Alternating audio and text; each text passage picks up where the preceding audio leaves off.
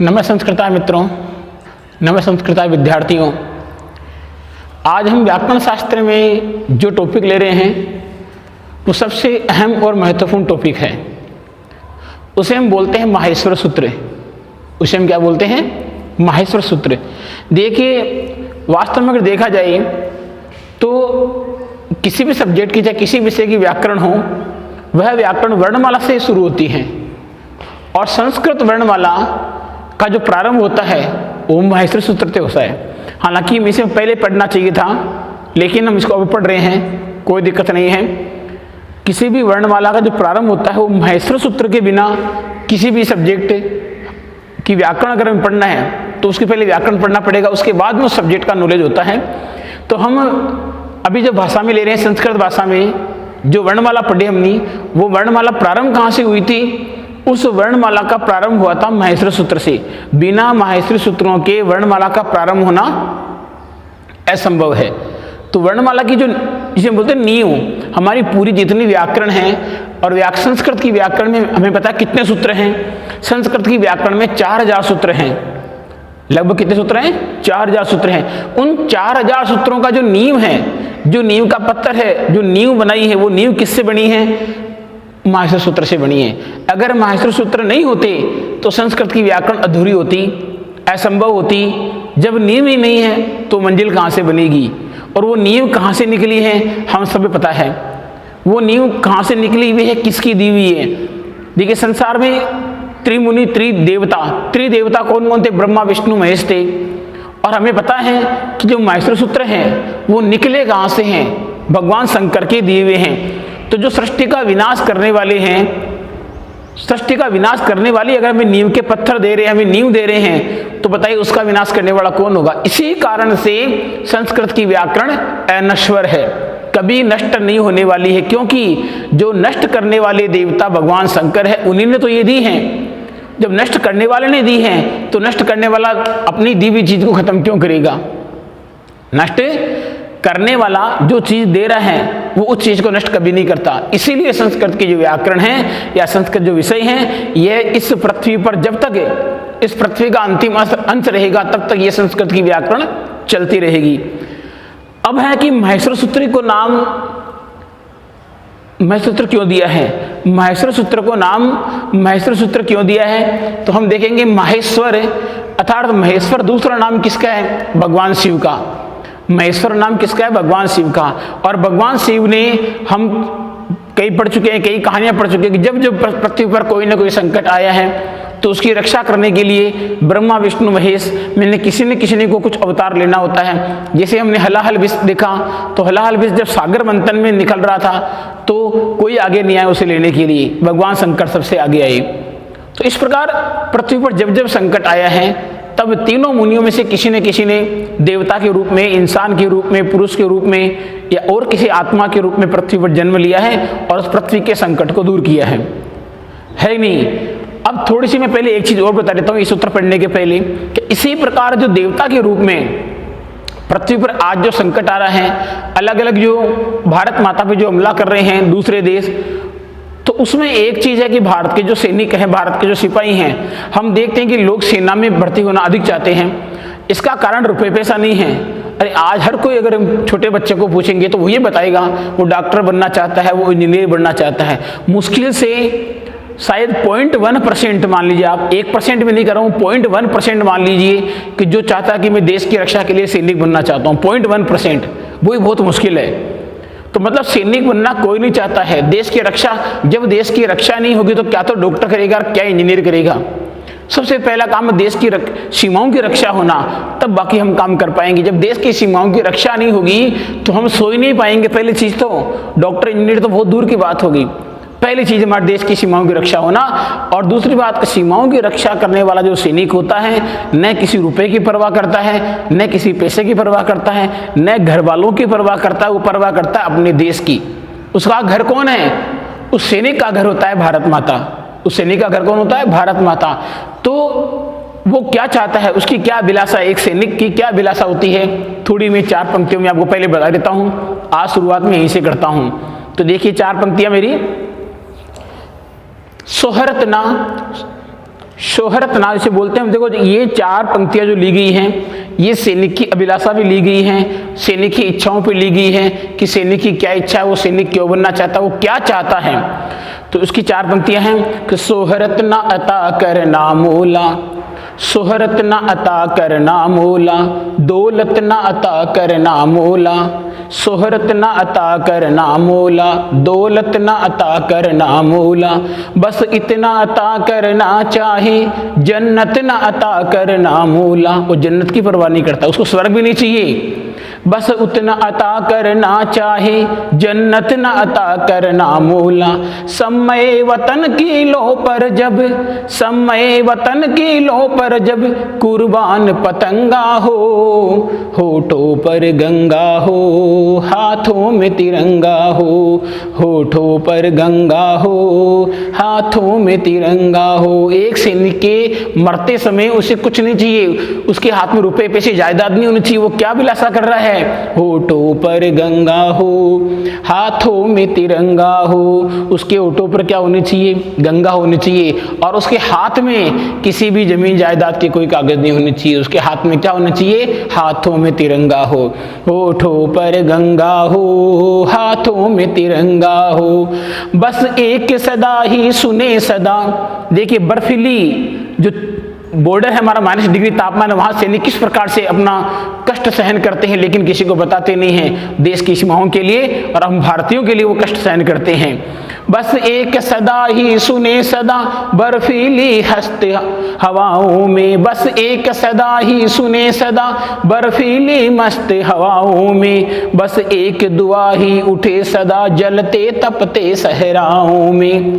रेगिस्तान, बस एक दुआ ही उठे सदा, जलते तपते सहराओं में। हम रहे कभी ना रहे मगर, हम रहे कभी ना रहे मगर, इसकी सजदज आबाद रहे।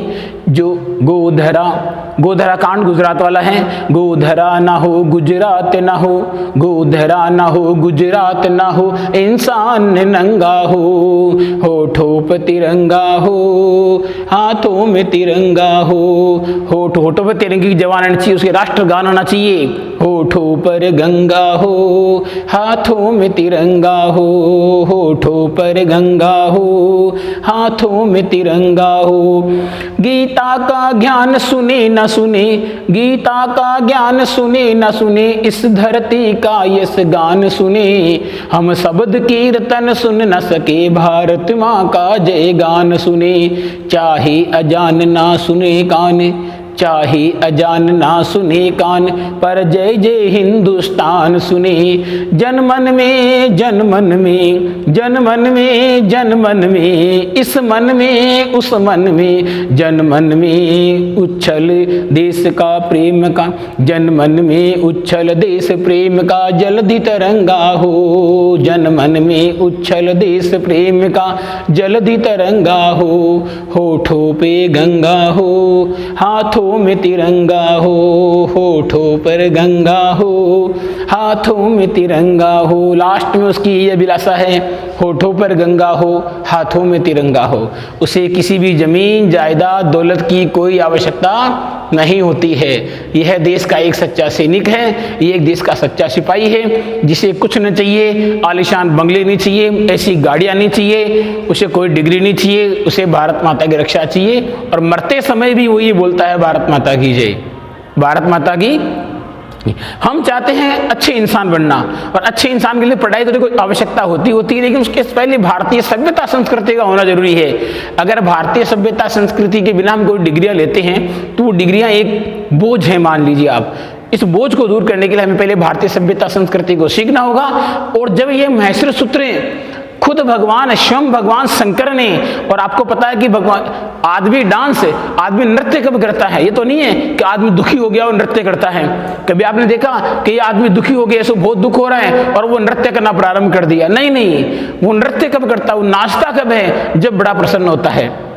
अरे आदमी नाचता कब है? जब बड़ा प्रसन्न होता है। और भगवान शंकर ने भी नृत्य किया था, तो कब किया था? भगवान शंकर ने नृत्य किया था प्रसन्न होकर। और कौन सा नृत्य किया था? भगवान शंकर के नृत्य को बताया गया है तांडव। माँ पार्वती के नृत्य को बताया गया है लास्य नृत्य है उनका। माँ पार्वती के नृत्य को लास्य नृत्य कहते हैं और भगवान शंकर के नृत्य को तांडव नृत्य कहते हैं। तो भगवान शंकर ने तांडव नृत्य किया। तांडव नृत्य कब किया? जब वो बड़े प्रसन्न हुए। तो जब प्रसन्न होने के बाद उन्होंने तांडव नृत्य किया, तब उससे क्या निकला? माहेश्वर सूत्र निकला। उस तांडव नृत्य से जो डमरू से जो सूत्र निकले थे, तो वो सूत्र कौन से निकले थे? माहेश्वर सूत्र। और सबसे पहले सूत्र सुनने किसने थे? देखिए, बताने वाले बहुत होते हैं लेकिन ग्रहण करने वाली चीज कम होते हैं। वो सूत्र उसी समय पाणिनि ने ग्रहण किए। पाणिनि को एक आशीर्वाद था जिसके कारण से हम आज भी संस्कृत सभ्यता पढ़ रहे हैं। और मैंने बताया कि जब भगवान शंकर ने ये सूत्र दिए थे, तो भगवान जो सृष्टि के विनाश करता है, जो विनाश करने वाले हैं, जब उन्होंने सूत्र दे दिए तो संस्कृत भाषा का विनाश होना असंभव है, क्योंकि ईश्वर की देन है। अब पहले देखिए, हम सूत्र महर्षि सूत्र।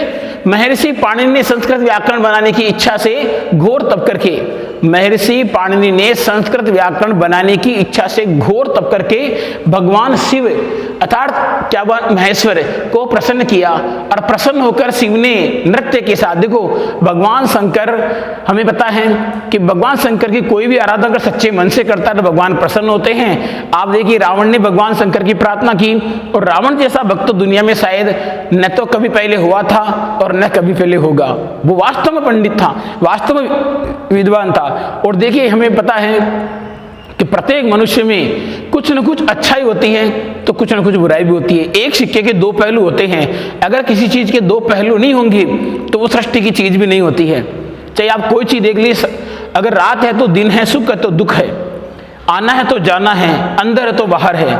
तो रावण पंडित तो था ही था, लेकिन पंडित के साथ उसके अति लगा दिया गया, वो अति पंडित हो गया। अति पंडित होते ही वहां मामला गड़बड़ हो जाता है। उसने शंकर को प्रसन्न किया, शंकर को प्रसन्न करके तरह तरह के वरदान ले लिए। अमर होने का वरदान भी लिया था, अमृत का प्याला भी लिया था, लेकिन कहीं ना कहीं चूक हो गई और वो चूक उसका विनाश करने वाली हुई। लेकिन यहाँ पर घोर तपस्या किसने की थी? पाणिनि ने की थी। और देखिए, पाणिनि ने तपस्या करके भगवान शंकर को प्रसन्न किया, और जब भगवान शंकर को प्रसन्न किया तभी तो वो नाचे। और तभी तो वो नाचे। अगर भगवान ये पाणिनि थे, भगवान शंकर को तरह तरह के खराब शब्द सुनाते तो क्या भगवान शंकर प्रसन्न होते? नहीं, फिर तो शायद पाणिनि का विनाश होता उस समय। लेकिन प्रसन्न किया, और प्रसन्न करके भगवान शिव महेश्वर को प्रसन्न किया। प्रसन्न होकर शिव ने नृत्य के साथ में डमरू वादन किया। और भगवान शंकर के पास में कोई हारमोनियम तो था नहीं, कोई गिटार तो था नहीं, कोई सितार तो था नहीं, कोई वीणा तो थी नहीं। भगवान शंकर का वाद्य यंत्र क्या था? डमरू। उनके पास में डमरू था, वो मस्त थे। उन्होंने डमरू बजाया, और डमरू बजाने से उसमें से कितनी ध्वनियां निकली वो कईयों ने सुनी। अरे भगवान शंकर ने जब डमरू बजाया तो डमरू से कई प्रकार की ध्वनियां निकली, लेकिन उस ध्वनियों को, अर्थ को समझने वाला, हम क्लास के अंदर 100 बच्चे बैठे हुए हैं, और 100 बच्चों को अगर हम ये चीज समझा रहे हैं तो 100 में से ऐसे मुश्किल से 5 ही बच्चे हैं जिनको 100% चीज समझ में आती है। 80% बच्चे ऐसे होंगे जिनको 80% चीज समझ में आएगी। लेकिन क्लास में 100 में से 2 बच्चे 3 बच्चे तो ऐसे होंगे जिनके चीज को समझ में नहीं आएगी। तो वो जो 100% डमरू के वाद्य से जो यंत्रियां, जो ध्वनियां निकली थी डमरू से, उस ध्वनियों को सुनने वाले 1% उस समय कौन था? मात्र पाणिनि थे, जिन्होंने उस डमरू की ध्वनियों को पकड़ लिया था कि ये क्या बोल रही है, ये क्या कह रही है, ये कुछ न कुछ। क्योंकि भगवान शंकर अगर प्रसन्न होकर डमरू बजा रहे हैं तो निश्चित है उस डमरू में से कुछ न कुछ चीज निकलेगी। बिल्कुल विद्यार्थीगण, आप भगवान शंकर को प्रसन्न कर सकते हैं। प्रसन्न करेंगे तो डमरू बजाएंगे तो उनमें से कुछ न कुछ निकलेगा, हम पकड़ सकते हैं। प्रसन्न होने के बाद में डमरू बजाने से कुछ न कुछ निकलता तो हम जरूर पकड़ेंगे, उसमें कुछ नई चीज का निर्माण होगा, ये निश्चित है। तो डमरू वादन किया, और उसी से महर्षि पाणिनि को ये 14 सूत्र सुनाई पड़े। देखो डमरू बजाया था, कईयों ने सुना था, लेकिन जो चीज जिसके दिमाग में घर कर गई, पाणिनि ने उसी समय वो चीज पकड़ ली कि डमरू से 14 सूत्र निकले हैं, उन्होंने उनके कानों में सुनाई पड़ी। भगवान महेश्वर के डमरू से उत्पन्न होने के कारण इन्हें माहेश्वर सूत्र कहा जाता है। भगवान शंकर के, भगवान महेश के डमरू से निकलने के कारण इन सूत्रों को क्या कहते हैं? माहेश्वर सूत्र कहते हैं, शिव सूत्र कहते हैं, शिव सूत्र भी कहते हैं, माहेश्वर सूत्र। अगर देखिए अब माहेश्वर सूत्र नहीं होता तो हम संधि की परिकल्पना भी नहीं कर सकते। आपने बताया कि संधि में, हर संधि में सूत्र लगा है, और वो सूत्र आया कहां से है? भगवान शंकर के माहेश्वर सूत्र से आया है। जब सूत्र ही नहीं होता तो संधि किस पे खड़ी होती? अरे जब हम 10-20 मंजिल मकान बना रहे हैं, उसकी नींव ही नहीं बना रहे, तो उस मकान का टिक पाना मुश्किल होता है। और संस्कृत तो सबसे प्राचीन भाषा है, इसे देव भाषा कहा गया है। अब कुछ लोग हैं, उनके अलग अलग सोच हैं, वो क्या समझ रहे क्या नहीं समझ रहे, उनके मन में एक ही है कि ये कहाँ काम आती है। भाई कहाँ काम नहीं आती, ये संस्कारों के काम आती है। अब जिसको संस्कार सीखना होता वही, देखिए हर बात की कीमत हर कोई नहीं जानता है। वही बात है कि भगवान श्री राम ने हनुमान जी को मोतियों का हार दिया, लेकिन वो हार उनके लिए बेकार था, क्योंकि वो उस हार के मोतियों में भगवान राम को ढूंढ रहे थे, माता सीता को ढूंढ रहे थे, उन्हें नहीं मिली, तो महंगे से महंगा बहुमूल्य जो हार था उसके मोती तोड़ तोड़ के फेंकते गए। उन्हें उस चीज की समझ नहीं थी। तो कई लोग ये भी हैं कि संस्कृत क्या काम आती है? भाई साहब कुछ काम नहीं आती उनके, बिल्कुल सही है, उनके कुछ काम नहीं आती। वही सोच लेना कि वो इंसान क्या बन सकता है। जब इस संस्कृत का लोहा विदेशी लोग मान चुके, अरे कई विदेशों में तो, कई देशों में तो इस संस्कृति को LKG UKG से प्रारंभ कर दिया। ताज्जुब की बात यह है, और भारत जहां पर संस्कृति का विनाश सरकारी तुली भी है। इन सरकारों की लड़ाई, आपसी लड़ाई नहीं कुछ, ये क्या तो भारत का देश की प्रगति कर सकते हैं, क्या भारत देश का विकास कर सकते हैं। एक देश, एक सरकार ने, एक गवर्नमेंट ने किसी चीज का आविष्कार कर दिया और दूसरी गवर्नमेंट उसको तोड़ने में लग गई। उसने आविष्कार कर दिया तो ये इसको तोड़ने में लगी। ये आपस में बना रहे हैं, आपस में तोड़ रहे हैं, देश का विनाश हो रहा है, निश्चित है ये तो। अब इस देश के बारे में हम क्या सोच सकते हैं? क्योंकि आने वाले जो देश का भविष्य है वो विद्यार्थी हैं। आने वाले देश के जो नेता हैं, जो अभिनेता बनेंगे, जो सैनिक बनेंगे, वो नौजवान आप में विद्यार्थी हों। तो ये चाहते हैं कि देश का जो नौजवान है उसकी नींव अगर अच्छी बनेगी तो वो देश के बारे में सोचेगा, देश उसके लिए पहले है। अगर हम देश के लिए बिना निस्वार्थ कोई काम करते हैं तो उसकी खुशी तो बहुत ही ज्यादा है। उसकी खुशी इतनी ज्यादा है कि शायद सभी खुशियां उसके सामने तुच्छ होती है। किसी के लिए कुछ करना, किसी के लिए मदद करना, किसी के लिए सहायता करना, उसमें जो आनंद प्राप्त होता है वो तो किसी चीज में आनंद प्राप्त नहीं होता है। हम 4 घंटे 3 घंटे मूवी देख करके अगर सिनेमा से बाहर निकलते हैं तो शायद वो खुशी नहीं मिलेगी जो किसी की मदद करने के अंदर मिल सकती है, और निश्चित मिलती है। उसका परिणाम चाहे देर से मिले लेकिन मिलता जरूर है, ये निश्चित है। आप तो देखिए, आप आगे हम बोल रहे हैं कि माहेश्वर सूत्र कहा जाता है। अब इसके लिए एक श्लोक है, उस श्लोक की पहली पंक्ति यहाँ तक आएगी और इसके नीचे ये पंक्ति में नीचे लिखनी है। ये ध्यान रखना विद्यार्थियों में, ध्यान रखना आप जब आप इसको उतारोगे तो नृतावसाने से लेकर ये पंक्ति ऊपर रहेगी और उद्धृत काम से लगा करके जालम तक ये पंक्ति नीचे रहेगी। ये हमें विशेष ध्यान रखना है। जो जालम तक की पंक्ति है ये नीचे रखनी है हमें। तो देखिए, नृतावसाने नटराज राजो ननाद डकाम नव पंचवारम उद्धृत्य कामे सनकादि सिद्धान एतद विमर्शे शिव सूत्र जालम। ये भगवान शंकर के डमरू से निकले गए 14 सूत्रों की जो परिकल्पना है, जो व्याख्या है, वो इस श्लोक के माध्यम से बताई गई है। हम मंत्र बोलते हैं सवेरे उठते, सुबह सुबह पल मंत्र, सब चीजें दिल प्रसन्न होता है। हम बोलते हैं कराग्रे वस्ते लक्ष्मी, कर मध्य सरस्वती, कर मूले तो गोविंदम, प्रातः श्री गरसनम। छोटा सा मंत्र है और सभी सृष्टा की, जो सभी सृष्टि है उसकी रचना अपने हृदय में हो जाती है, अपने दिल में हो जाती है। हमारे पास में, हमारे शरीर में खुद भगवान हैं और हम भगवान को ढूंढने मंदिर में जा रहे हैं, मस्जिद में जा रहे हैं। भगवान हमारे अंदर ही है, भगवान आत्मा में होते हैं, भगवान आत्मा में होते हैं। तो देखिए, दोबारा से देखिए श्लोक को आप कि नृतावसाने नटराज राजो ननाद डकाम नव पंचवारम उद्धृत्य कामे शनकादि सिद्धान एतद विमर्शे शिव सूत्र जालम।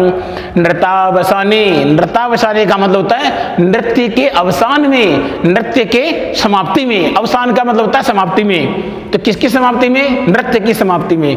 नृत्य की समाप्ति में नटराज नटराज राजो।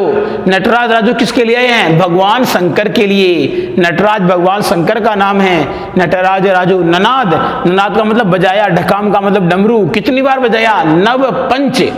नव पंच, नव का मतलब 9, पंच का मतलब 5, तो कितने हो गए? 14। नव पंच का मतलब कितने हो गए? 14 हो गए ना। नव पंचवारम, कितनी बार बजाया? नव पंचवारम ढकाम ननाद। नव पंचवारम मतलब हो गया 14 बार। ढकाम का मतलब डमरू को, ननाद का मतलब बजाया। किसने बजाया? नटराज भगवान शंकर ने बजाया। कब बजाया? नृत्यावशा ने। फिर भगवान शंकर ने अपने नृत्य के अंत में डमरू को 14 बार बजाया। फिर क्या हुआ? उद्धृत्य कामे हैं, इच्छाएं लेने वाले, जिज्ञासु, सनकादि सिद्धांत। सनक नाम के 4 महर्षि थे। सनत, सनत कुमार, सनत और सनक, ये 4 महर्षि थे। सनक नाम के 4 महर्षि थे सिद्ध, जो सिद्धियों की प्राप्ति के लिए एतद विमर्शे शिव सूत्र जालम, उनको ज्ञान प्राप्त करने के लिए पाणिनि ने ये लिए थे। और इसे हम क्या कहते हैं? शिव सूत्र जालम। भगवान शिव सूत्र जालम का मतलब भगवान शंकर के सूत्रों का जाल। कौन है जाल? ये 14 सूत्र है। क्लियर है? ये श्लोक आपको याद कर लेना, बहुत अच्छी चीज है ये। भगवान शंकर को कहीं भी बैठ करके अगर याद करना हो तो आप इस श्लोक का, शंकर का नाम कहीं ले सकते हैं। जरूरी नहीं मंदिर मस्जिद में जाने के लिए, हम घर बैठ करके भी सब कुछ कर सकते हैं। अब देखिए, अब 14 सूत्र में ए ई ऊण है, रील रिक। देखो, इनको कभी ये नहीं बोलेंगे इनको अयूण है। जिसने अयूण बोल दिया, मान लीजिए अयूण बोलने वाला, वो उसको अशुद्ध बोल रहा है। प्रत्येक सूत्र अलग अलग वर्णों में होगा। ये अयूण कभी नहीं होगा। ये होगा ए, फिर होगा ई, फिर होगा ऊ, फिर होगा ण, फिर होगा री, फिर री, फिर क। ये 14 सूत्र हैं, इसलिए इन्हें चतुर्दश सूत्र भी कहते हैं। देखो इनके अलग अलग नाम। पहला नाम क्या हो गया? माहेश्वर सूत्र हो गया। फिर दूसरा नाम हमने क्या दे दिया इसको? शिव सूत्र दे दिया। फिर तीसरा नाम क्या हो गया? चतुर्दश सूत्र हो गया। फिर तो ए ई ऊण, री री क, ये 14 सूत्र हैं, इसलिए इन्हें चतुर्दश सूत्र भी कहते हैं। इन्हीं सूत्रों से प्रत्याहार बनाए जाते हैं। अगर ये सूत्र नहीं होते तो प्रत्याहार नहीं होते, और अगर प्रत्याहार नहीं होते तो आगे की संस्कृत की व्याकरण असंभव थी। अरे जब मकान के लिए ईंट नहीं आ रही है, मकान के लिए पत्थर नहीं आ रहे हैं, तो मकान बनाएंगे किससे? अरे मकान माना चलो, ईंटों पत्थरों से तो नींव बनाते हैं, ईंटों से दीवारें बनाते हैं, और ईंटें और पत्थर दोनों नहीं आए, फिर मकान बनाने किससे बनाएंगे? मिट्टी से नहीं बना सकते। तो प्रत्याहार है। प्रत्याहार की रचना किन से हुई है? प्रत्याहार की रचना इन 14 सूत्रों से हुई है। अगर ये 14 सूत्र नहीं होते तो प्रत्याहार नहीं होती, और प्रत्याहार नहीं होते तो संस्कृत की व्याकरण भी नहीं होती, और संस्कृत की व्याकरण नहीं होती तो भी संस्कृत भी नहीं होती।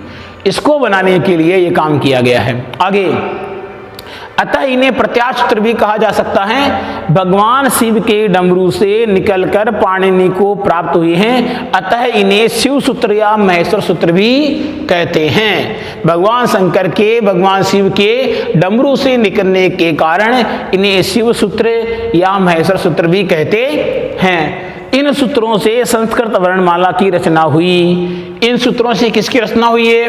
इन सूत्रों से संस्कृत वर्णमाला की रचना की गई है, और वर्णमाला के बिना किसी भाषा का ज्ञान अधूरा होता है। आगे, अतः इन्हें वर्ण सम्माना सूत्र भी कहते हैं। वर्ण सम्माना सूत्र भी इनको कहते हैं क्योंकि वर्णमाला की रचना इन सूत्रों से हुई है। अब आते हैं महेश्वर सूत्र। अब हमें ध्यान से देखना है कि सूत्रों की संख्या कितनी है? 14 है। हमें बोलना इनको अलग अलग ही है। पहला हो गया ए ई ऊ ण, ये पहला सूत्र हो गया ए ई ऊ और ण। दूसरा सूत्र क्या हो गया? री री क। देखिए इस सूत्र के अंत में जो हलंत दे रखा है, इस हलंत के बारे में हम पढ़ेंगे। हलंत दे रखा है, और हमें पता है कि प्रत्याहार का जब नाम बोलते, जब प्रत्याहार का नाम बोलते हैं तब हलंत होता है, और जब हम संधि में काम लेते हैं तब हलंत वहां से गायब होता है। और क्यों होता है इसे हम बार बार संधि के अंदर बता भी रहे थे। इत संज्ञा होना। इत संज्ञा का मतलब क्या चीज होता है हम पढ़ेंगे आगे इसके बारे में। पहले हम सूत्र जान ले। पहले ए ई ऊ ण। दूसरा क्या हो गया? री री क। तीसरा नंबर पे क्या है? ए ओंग। ए, इसको एओंग कभी नहीं पढ़ेंगे। ए ओ ग अलग अलग पढ़ना में। फिर क्या गया आई औ च है। ये 4 सूत्र फिर देखो अब 4 सूत्र देख लीजिए। अब इन 4 सूत्रों में हमें ध्यान से देखना है कि ण का हम बोलते हैं इत संज्ञक वर्ण। देखो संज्ञा चीज दूसरी होती है, संज्ञक चीज दूसरी होती है। संज्ञा के अंदर किसी जाति, स्थान, पुरुष, स्त्री, किसी का भी जो प्रकृति में चीजें हैं वो सब संज्ञा शब्द है। लेकिन संज्ञक का मतलब होता है नाम वाली। हम पढ़ रहे थे गुण संज्ञक वर्ण है, तो गुण संज्ञक का मतलब गुण नाम वाले वर्ण कौन कौन से थे? ए था, ए था, ओ था, ये थे ना। वृद्धि संज्ञक वर्ण है, तो वृद्धि संज्ञक का मतलब वृद्धि नाम वाले। अरे संज्ञक का मतलब क्या होता है? संज्ञक, न कि संज्ञा। तो वृद्धि संज्ञक वर्ण है। वृद्धि संज्ञक वर्ण में कौन थे? वृद्धि संज्ञक वर्ण में आ था, ऐ था, औ था नहीं जब हम संधि पढ़ी। इसी प्रकार यर्ण संज्ञक वर्ण है, तो यर्ण संज्ञक वर्ण में क्या थे? य वर्ण थे। दीर्घ संज्ञक वर्ण में क्या थे? आ था, आ के बाद में दीर्घ ई था, दीर्घ ऊ था, दीर्घ री था, ये दीर्घ संज्ञक वर्ण थे। तो इस संज्ञक वर्ण का मतलब होता है नाम वाले वर्ण। तो इत संज्ञक का मतलब है इत नाम वाले वर्ण। इत संज्ञक का मतलब क्या होता है? इत नाम वाले वर्ण। इसके बारे में विस्तार से पढ़ेंगे, लेकिन ये मान के चलो कि जहां पर इत नाम वाले वर्ण होते हैं उनका लोप होता है। इत नाम वाले वर्ण होते हैं उनका क्या होता है? लोप होता है। समझ रहे हम चीज। अब जब इनका लोप ही होना था, जब इत संज्ञक वर्णों का लोप ही करना था, तो फिर इनको देने से मतलब क्या? पहला प्रश्न ये उठता है कि जब इनका लोप ही करना है तो दिया क्यों? दिया इसलिए अगर ये नहीं देते तो प्रत्याहार एक प्रत्याहार नहीं बनता। वो देने का मतलब होता है एक प्रत्याहार वहीं पर रुक जाना। जैसे ए, ई, ऊ, और अगर ण नहीं देते तो ण नहीं देते तो फिर अण प्रत्याहार नहीं बनता। अरे बनता क्या? नहीं बनता। अगर हम यहाँ पर क नहीं देते तो ऐसे लगा कर क अक प्रत्याहार, हम संधि पढ़ रहे थे अच्छे। जब ये अगर वृद्धि संज्ञक वर्ण नहीं देते हम तो अच प्रत्याहार तो यहाँ रुकता ही नहीं, वो तो और आगे तक चलता। तो प्रत्याहार की रचना के लिए बीच बीच में महर्षि पाणिनि ने इन इत संज्ञक वर्णों को दिया है। अब हम कह सकते हैं कि इत संज्ञक वर्णों को क्यों दिया है? बता सकते हैं हम आराम से। अगर इत संज्ञक वर्णों को नहीं देते तो प्रत्याहार की रचना नहीं होती, और प्रत्याहार की रचना नहीं होती तो संधि गड़बड़ा जाती।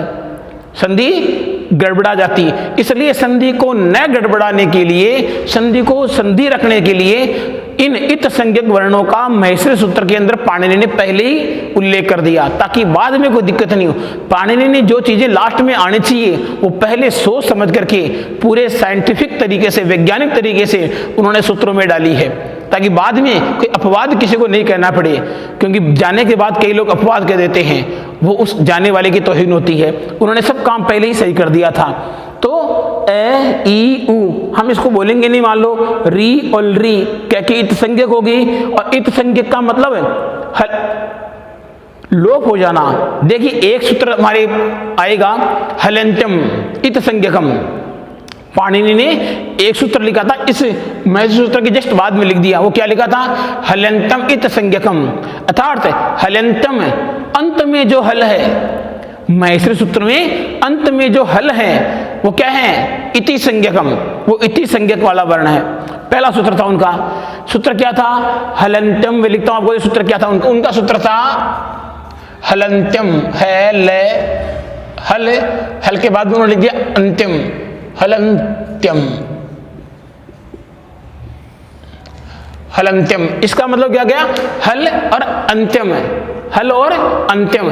अंत में, किसके अंत में? महेश्वरी सूत्र के अंत में। अंत में हल हो, अंत में हल हो। हल का मतलब जिनके हलंत लग रहा हल है, तो अंत में हल वो क्या होगा? इति संज्ञकम। वो इति नाम वाले होंगे, इत नाम वाले होंगे। किस नाम वाले होंगे? इत नाम वाले। उनके बाद उन्होंने एक सूत्र लगातार और लिख दिया, वो था तस्य लोप है। हलंतम के बाद अगला सूत्र क्या था उनका? तस्य लोप है। अर्थात जो इत संज्ञक वर्ण होंगे, जो इत संज्ञक वर्ण होंगे तस्य लोप है, उनका क्या होगा? लोप होगा। उनका क्या होगा? लोप। तो इसलिए यहां पर इनका लोप किया गया है। क्लियर? अब देखिए आप ए, ई, ऊ, री, ली, ए, ओ, आई, औ और च, इन इत संज्ञक वर्णों को अगर हटा दें तो संख्या कितनी होती है? 1 2 3 4 5 6 7 8 9। ये 9 क्या है? स्वर। मतलब पहले चार सूत्रों में पाणिनि ने स्वरों की रचना की है। किसकी रचना की है? स्वरों की रचना की है। तो प्रश्न आ सकता है कि स्वरों की रचना पाणिनि ने कितने सूत्रों में की है? अपने 4 सूत्रों में। प्रारंभिक 4 सूत्रों में उन्होंने स्वरों की रचना की है। उसके बाद में देखिए इसने क्या 5वें में क्या लिखा है? ये व रे ट इस संज्ञक वर्ण आ गया और ट के बाद में क्या गया? ल के बाद क्या गया? ण तो संज्ञक। तो ट और ण इस संज्ञक निकाल देंगे। और जो यहाँ पर है, अब है चूंकि देखो अब अंत में है आ गया, जो ये है अंत में है आ गया, तो इस है को में नहीं गिनना है। ये व रे और ल, ये व रे कितने वर्णों के? 4। और इन 4 वर्णों को वर्णमाला में क्या कहा गया है? अंतस्थ वर्ण। यणो अंतस्था है सूत्र था हमारे। यणो अंतस्था का मतलब यण वर्णों को पाणिनि ने क्या कहा है? अंतस्थ वर्ण। तो दूसरी सूत्र नंबर 5वें सूत्र नंबर 7, पहले इन्होंने किसकी रचना की? स्वरों की। स्वरों के बाद में किसका स्थान लिया? अंतस्थ वर्णों का स्थान लिया 2 सूत्रों में, ये व ल। मतलब 5वें सूत्र में, 6ठे सूत्र में क्या आ गया? अंतस्थ वर्ण, यणो अंतस्था है। फिर नंबर 7 सूत्र में क्या आ गया? ये मैं ड़े ण न और मैं क्या हो गया? इत संज्ञक। अब देखिए ये चैवर का पंचम वर्ण है, मैं पैवर का पंचम वर्ण है, ड़े कैवर का पंचम वर्ण है, ण टैवर का पंचम वर्ण है और न टैवर का पंचम वर्ण। तो ये 5 वर्गों के पंचम वर्ण। मतलब सूत्र नंबर 7 में इन्होंने क्या लिया है? नासिका वर्ण। क्या लिया इन्होंने? नासिका अनुनासिक वर्ण ले लिया। अब नंबर 8 में आइए, झ। अब देखिए इन्होंने क्या बच गया? अब पहले इन्होंने ले लिया स्वर, फिर क्या ले लिया इन्होंने? अंतस्थ। अंतस्थ के बाद में इन्होंने क्या ले लिया? पंचम वर्ण। अब बताइए पंचम वर्ण के बाद में कौन से वर्ण आने चाहिए? उल्टे क्रम में ले रहे हैं। पंचम वर्ण के बाद चतुर्थ वर्ण। चतुर्थ वर्ण आगे देखिए आपके सामने, झ ब। इत संज्ञक वर्ण नहीं लेना है। ये घ ढ ध, ये 1 2 3 4 5, ये चैवर्ग, ये पैवर्ग, ये पैवर्ग के बाद में जो कैवर्ग, कैवर्ग के बाद में टैवर्ग और तैवर्ग, ये 5 वर्गों के चतुर्थ वर्ण आ गए। अब चतुर्थ के बाद कौन से वर्ण आने चाहिए? तृतीय वर्ण। ये लीजिए तृतीय वर्ण, ये तीसरे वर्ण आ गए, ज ब ग ड़ द। ये 5 वर्गों के 5 तृतीय वर्ण हो गए। अब तृतीय वर्णों के बाद में द्वितीय वर्ण, ख फ छ ठ ठ, ये कौन से वर्ण आ गए? द्वितीय वर्ण आ गए सभी वर्गों के। फिर आ गया च ट त, इस संज्ञक वर्ण है। फिर आ गया क और प, ये कौन से वर्ण आ गए? पंचम वर्ण। प्रथम वर्ण आ गए ना, ये प्रथम वर्ण आ गए। फिर आ गया स श, अब इत संज्ञक वर्ण और ये आ गया है, तो स और है, ये क्या हो गया? ये ऊष्म वर्ण आ गए। ये क्या आ गए? शल ऊष्माण है। शल ऊष्माण है अर्थात जो सल प्रत्याहार में देखो से लगाकर ल, तो कौन सा प्रत्याहार हो गया? सल प्रत्याहार। तो सल प्रत्याहार में आने वाले वर्ण कौन से होते हैं? ऊष्माण हैं। सूत्र था एक, सल ऊष्माण है। सल ऊष्माण का मतलब हो गया सल प्रत्याहार में आने वाले वर्ण क्या होंगे? ऊष्म वर्ण होंगे। एक हमारे सूत्र आया था कादियो मावशाना है, स्पर्शा है। कादियो मावशाना है, स्पर्शा है। कैसे लगा करके मैं तक के वर्ण होंगे वो क्या होंगे? स्पर्श वर्ण होंगे। फिर आया था हमारे यणो अंतस्था है। यण जो प्रत्याहार है, यण प्रत्याहार देख लो कहाँ गया? हमने पढ़ा यण प्रत्याहार, तो यण प्रत्याहार ने पढ़ा ये से लगाकर रण, ये से लगाकर रण तक जो प्रत्याहार आ गया यणो अंतस्था है। तो यण में जो स्थित है वो कौन है? अंतस्थ। अंतस्थ वर्ण है, अंतस्थ यण में स्थित वो अंतस्थ वर्ण हो गई। और ये आ गया आपके पूरे कंप्लीट। तो अब देखिए लय तक हल प्रत्याहार में है से लगाकर, देखो इस है से लगाकर इस लय तक जितने वर्ण आते हैं वो हलंत व्यंजन वर्ण होते हैं। वो कौन से वर्ण होते हैं? व्यंजन वर्ण होते हैं। अब हम इसके आगे पढ़ेंगे। इस महेश्वर सूत्र के बारे में कुछ तथ्यात्मक जानकारियां हैं, वो हम अभी देखते हैं। तो देखिए आगे इसके बारे में सूत्र की जानकारियां, प्रमुख जानकारियां कौन कौन सी है ये हम देख लेते हैं एक बार। आप तो देखिए, आप आगे देखते हैं महेश्वर सूत्रों के बारे में जो तथ्यात्मक जानकारियां दी थी वो हम आपको बता रहे थे। तो महेश्वर सूत्रों के बारे में जो तथ्यात्मक जानकारियां थी, वो जानकारी क्या है कि महेश्वर सूत्र क्या है, कहाँ से लिए गए, हमने पहले पढ़ लिया था। इसमें स्वरों की संख्या आ गई, इनमें व्यंजन भी आ गए, इनमें अंतस्थ वर्ण भी आ गए, इनमें उष्म वर्ण भी आ गए। और इनसे जो महेश्वर सूत्र हैं उनसे क्या बनते हैं, प्रत्याहार बनते हैं। और बिना प्रत्याहारों के हमने देखा कि संधि समास जो भी हैं उन सब प्रत्याहार काम में आते हैं। और जो इनके संस्कृत व्याकरण में जो 4000 सूत्र हैं, उन सूत्रों में जो 14 सूत्र लिखे गए हैं, ये उन 4000 सूत्रों की नींव है, संस्कृत व्याकरण की नींव है। इसे हमने अभी पढ़ा है। आगे हम देखते हैं कि ये सूत्र संस्कृत व्याकरण के आधार सूत्र हैं। आधार का मतलब हो गया नींव है। महेश्वर सूत्रों को संस्कृत व्याकरण का आधार क्यों कहा गया है? क्योंकि इन्हीं 14 सूत्रों के आधार पर संस्कृत उठी है, संस्कृत की रचना हुई है, संस्कृत की दीवारें बनी है। संस्कृत की जो फाउंडेशन होता है, मेन जो नींव होती है, वो इन्हीं 14 सूत्रों में से बनी है। इनकी कुल संख्या कितनी है? 14 मानी गई है। ऐसा माना जाता है कि अपने नृत्य के पश्चात शिव ने जो अपने डमरू का वादन किया, उसी से 14 सूत्र निकले। इन 14 सूत्रों में संस्कृत वर्णमाला को वैज्ञानिक क्रमानुसार स्थान दिया गया है। वैज्ञानिक क्रमानुसार ये नहीं है कि बीच के अंदर 5वें वर्ण के 2 वर्ण दे दिए, फिर 5वें वर्ण के 2 वर्ण बीच में घुसा दिए, 5वें वर्ण का 1 वर्ण है या लास्ट में दे दिया, ऐसा नहीं। पूरे वर्ण, पहले स्वर आ गए तो पहले स्वर एक साथ पूरे आए हैं, फिर अंतस्थ व्यंजन आ गए तो अंतस्थ व्यंजन एक साथ आए हैं, फिर पंचम वर्ण है तो पंचम वर्ण एक साथ आए हैं, फिर पंचम वर्ण के बाद में चतुर्थ वर्ण आए हैं, चतुर्थ के बाद में तृतीय वर्ण आए हैं, तृतीय के बाद में द्वितीय वर्ण आए हैं, द्वितीय के बाद में प्रथम वर्ण आए हैं, और प्रथम वर्ण के बाद में सल शशर उष्म वर्ण आए हैं। तो ये पूरे वर्ण एक वैज्ञानिक तरीके से पाणिनि ने बता दिए हैं। अब विज्ञान तो बहुत पहले से, विज्ञान का जो आविष्कार है वो आविष्कार शुरू कहाँ से? भारत से हुआ है। भारत एक वैज्ञानिक देश था, लेकिन हमने कई ऐसे पाठ पढ़े हैं, कई ऐसे ग्रंथों में लिखा हुआ है कि भारतीय वैज्ञानिकों ने उस समय अपने जो आविष्कार थे, उनकी जो रचनाएं थी, उन रचनाओं का पेटेंट नहीं करवाया, और पेटेंट नहीं करवाने के कारण ही आज जो वैज्ञानिकों का नाम है वो थोड़ा कम लिया जा रहा है, उनकी जो वैल्यू भी कम कर दी गई लोगों के द्वारा। और उन्हीं जो आविष्कार किए थे, उन्हीं आविष्कारों का पेटेंट विदेशों में कर लिया, आज विदेशी जाने जाते हैं। ये शुरू से होता है ऐसा, और अब भी लगभग ऐसा हो रहा है। आविष्कार खूब है, दिमाग खूब है, बुद्धि खूब है, लेकिन उसको कहाँ ले रहे हैं ये पता नहीं। आगे हम देखते हैं विशेष। इन सूत्रों के अनुसार संस्कृत वर्णमाला में कुल 9 स्वर माने गए हैं। इन सूत्रों के अनुसार संस्कृत वर्णमाला में कुल कितने सूत्र माने गए हैं? 9 सूत्र माने गए हैं। इन 9 सूत्रों में कितने स्वर माने? संस्कृत वर्णमाला में स्वर कितने माने गए? 9 स्वर माने गए हैं। इन सूत्रों के अनुसार संस्कृत वर्णमाला में कुल 9 स्वर माने गए हैं। इन 9 स्वरों में 5 ए, ई, उ, री, ये 5 ये मूल स्वर हैं। शुरू के जो 5 स्वर थे, जो 2 प्रत्याहार में आए थे, ए, ई, उ, ण, अण प्रत्याहार था। दूसरा रील, री, कै, ये 2 प्रत्याहार मिला करके मूल स्वर बने हैं 5।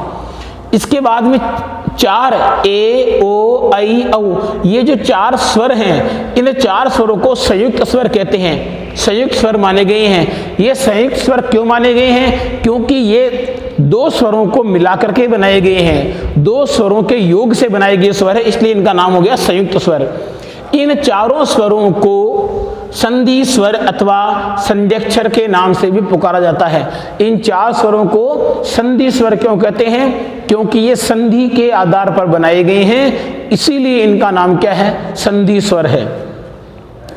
आगे पाणिनीय शिक्षा के अनुसार स्वरों की कुल संख्या 21 या 22 स्वीकार की गई है। देखिए, हमने 9 स्वर पढ़े हैं, लेकिन पाणिनीय शिक्षा में स्वरों की संख्या, अगर हमारे ऑप्शन के अंदर देखो, पहले तो हम चीजें के स्वर, अगर हमें स्वरों की संख्या पूछ लेंगे तो हम कितने बताएंगे? 9 बताएंगे।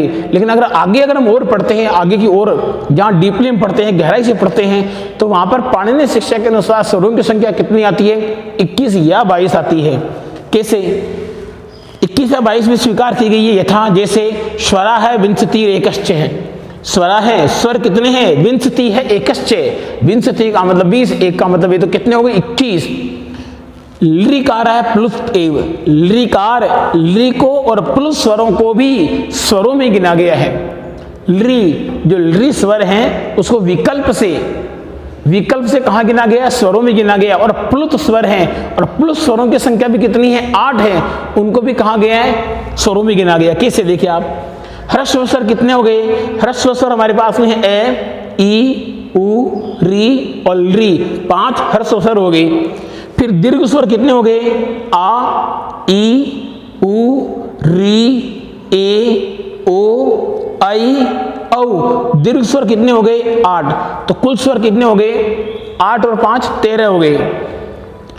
प्लुत स्वर है, प्लुत स्वरों की संख्या आ के बाद में देखो 3 का लगाया हुआ है, तो आ, ई, उ, री, ए, ओ, आई, औ, ये 8 हो गए।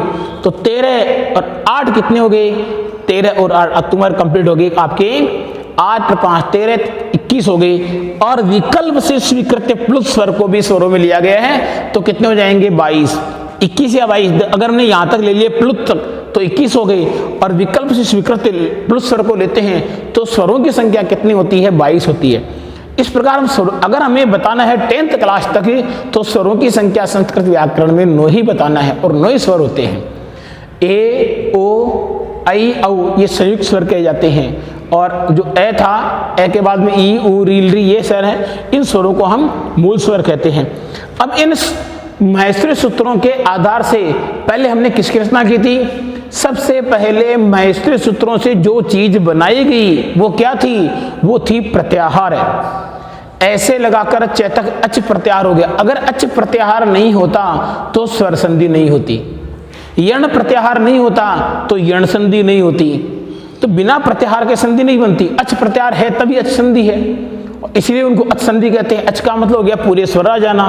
तो जिस संधि के अंदर केवल स्वर ही स्वर आते हैं, मतलब स्वर के बाद में स्वर आते हैं और परिवर्तन से स्वर ही बनता है। हमने संधि पढ़ी है, स्वर के बाद में स्वर आने से स्वर हो जाना स्वर संधि कहलाती है। तो अच प्रत्याहार में पूरे स्वर हो गए, इसलिए स्वर संधि। अब महेश्वरी सूत्रों से जो प्रत्याहार बनाए गए सबसे पहले उनकी संख्या कितनी थी हमें याद रखना है। जैसे प्रत्याहार, ज्यादा प्रत्याहार हमारे 10th क्लास तक काम में नहीं आते, आगे काम आते हैं। प्रत्याहारों की संख्या कितनी है? 42 है। महेश्वरी सूत्रों से बनाए गए प्रत्याहारों की संख्या कितनी होती है? 42। संधि के अंदर हमारे प्रत्याहार बहुत कम काम आते हैं, हमें केवल संधि में काम ज्यादा आते हैं। तो हमने पढ़ा है अच प्रत्याहार पढ़ लिया, अण पढ़ लिया, जो भी प्रत्याहार बने थे, यण प्रत्याहार पढ़ा था, और अक प्रत्याहार थे, कई प्रत्याहार, झल प्रत्याहार भी आए थे, झश आए थे, जश आया था, ये हमने पूरे पढ़े हैं। सर प्रत्याहार था, खर प्रत्याहार आए थे, ये सब महेश्वरी सूत्रों से ही बने हैं। तो इस प्रकार हमने जो पढ़ा है इस महेश्वरी सूत्रों के बारे में, अगर महेश्वरी सूत्र स्ट्रॉन्ग होगा तो आगे संधि में कहीं कोई दिक्कत नहीं आ सकती है, और इसको पढ़ना जरूरी भी है।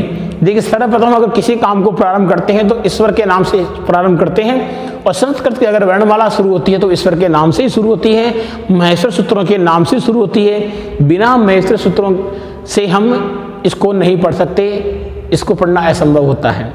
ये हमने अभी जान लिया है।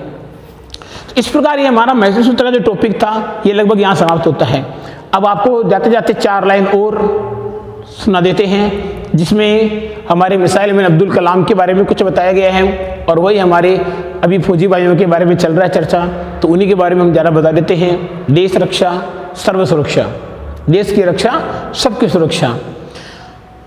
आज समय का पहिया घूमा, आज समय का पहिया घूमा, पीछे सब कुछ छूट गया। आज समय का पहिया घूमा, पीछे सब कुछ छूट गया, एक सितारा भारत माता की आंखों का टूट गया। अब्दुल कलाम। आज समय का पहिया छूटा, आज समय का पहिया घूमा, आज समय का पहिया घूमा, पीछे सब कुछ छूट गया, एक सितारा भारत माता की आंखों का टूट गया, उसकी आंखें बंद हुई, पलके कई निचोड़ गया। खूब रोए थे उस समय।